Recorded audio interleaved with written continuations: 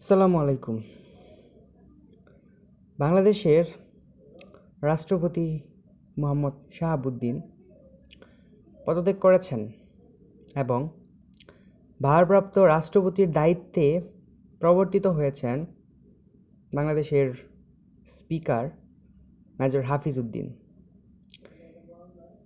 এবং মেজর হাফিজ উদ্দিনের জায়গায়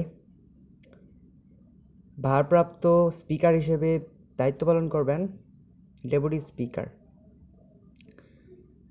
মানে স্পিকার মেজর হাফিজ উদ্দিন এখন বর্তমানে ভারপ্রাপ্ত রাষ্ট্রপতির দায়িত্ব পালন করবেন।